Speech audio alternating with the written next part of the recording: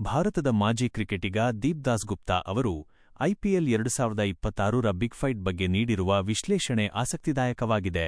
ಕಳೆದ ಬಾರಿಯ champions royal Challengers Bengaluru RCB ತಂಡವು ಪ್ರಸಕ್ತ ಫಾರ್ಮ್ ಮತ್ತು ಮಾನಸಿಕ ಸ್ಥಿತಿಯ ಆಧಾರದ ಮೇಲೆ ಡೆಲ್ಲಿ ಕ್ಯಾಪಿಟಲ್ಸ್ ಡಿಸಿ ವಿರುದ್ಧ ಸ್ಪಷ್ಟ ಮೇಲುಗೈ ಸಾಧಿಸಲಿದೆ ಎಂಬುದು ಅವರ ಅಭಿಪ್ರಾಯ. ದೀಪ್ ದಾಸ್ಗುಪ್ತಾ ಅವರ ವಿಶ್ಲೇಷಣೆಯ ಪ್ರಮುಖ ಅಂಶಗಳು ಇಲ್ಲಿವೆ. 1. ಡೆಲ್ಲಿ ಕ್ಯಾಪಿಟಲ್ಸ್ ತಂಡದ ಆತ್ಮವಿಶ್ವಾಸದ ಕೊರತೆ.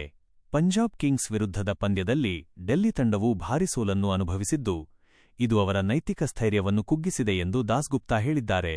ಬ್ಯಾಟಿಂಗ್ ಬಲವಿದ್ದರೂ ಸೋಲು.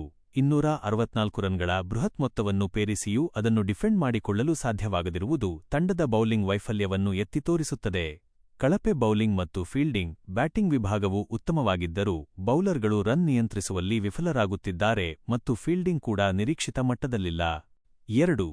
ಆರ್ಸಿಬಿಯ ಆಲ್ರೌಂಡ್ ಪ್ರದರ್ಶನ. ಪ್ರಸಕ್ತ ಆವೃತ್ತಿಯಲ್ಲಿ ಆರ್ಸಿಬಿ ತಂಡವು ಸಮತೋಲಿತವಾಗಿದೆ ಮತ್ತು ಪಾಯಿಂಟ್ಸ್ ಪಟ್ಟಿಯಲ್ಲಿ 2ನೇ ಸ್ಥಾನದಲ್ಲಿದೆ. ಬೌಲಿಂಗ್ ಸುಧಾರಣೆ. ಆರ್ಸಿಬಿಯ ಬೌಲಿಂಗ್ ವಿಭಾಗವು ಈ ಬಾರಿ ಸರಿಯಾದ ಲಯದಲ್ಲಿದೆ, ಇದು ಅವರಿಗೆ ಪಂದ್ಯಗಳನ್ನು ಗೆಲ್ಲಲು ನೆರವಾಗುತ್ತಿದೆ. ಹೊಸ ಆರಂಭಿಕ ಜೋಡಿಯ ಸಾಧ್ಯತೆ. ಫಿಲ್ ಸಾಲ್ಟ್ ಅಲಭ್ಯತೆಯ ಹೊರತಾಗಿಯೂ ಜೇಕಬ್ ಬೆಥೆಲ್ ಮತ್ತು ವಿರಾಟ್ ಕೊಹ್ಲಿಯವರ ಎಡಗೈ ಬಲಗೈ ಕಾಂಬಿನೇಷನ್ ತಂಡಕ್ಕೆ ಹೊಸ ಬಲ ತರಲಿದೆ ಎಂದು ದಾಸ್ಗುಪ್ತಾ ಆಶಿಸಿದ್ದಾರೆ. ಪಂದ್ಯದ ಮುನ್ನೋಟದ ಮುಖ್ಯಾಂಶಗಳು.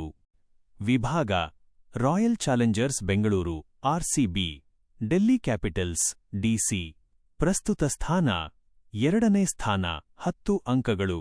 ಕೆಳ ಹಂತದಲ್ಲಿ ಆತ್ಮವಿಶ್ವಾಸದ ಕೊರತೆ.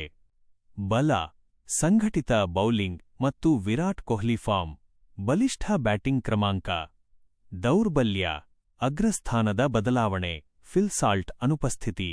ದುಬಾರಿ ಬೌಲಿಂಗ್ ಮತ್ತು ಕಳಪೆ ಫೀಲ್ಡಿಂಗ್. ದೀಪ್ ದಾಸ್ಗುಪ್ತಾ ಅವರ ಮಾತುಗಳಲ್ಲಿ 260ಕ್ಕಿಂತ ಹೆಚ್ಚು ರನ್ ಗಳಿಸಿದ ನಂತರವೂ ಸೋಲನ್ನು ಅನುಭವಿಸುವುದು ತಂಡದ ನೈತಿಕ ಸ್ಥೈರ್ಯವನ್ನು ಕುಗ್ಗಿಸುತ್ತದೆ.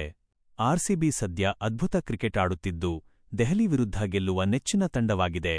ಹಾಲಿ ಚಾಂಪಿಯನ್ ಆಗಿ ಆರ್ಸಿಬಿ ತನ್ನ ಅಧಿಪತ್ಯವನ್ನು ಮುಂದುವರಿಸುತ್ತದೆಯೇ ಅಥವಾ ಡೆಲ್ಲಿ ಪುಟಿದೇಳುತ್ತದೆಯೇ ಎಂಬುದು ಸೋಮವಾರದ ಪಂದ್ಯದಲ್ಲಿ ನಿರ್ಧಾರವಾಗಲಿದೆ.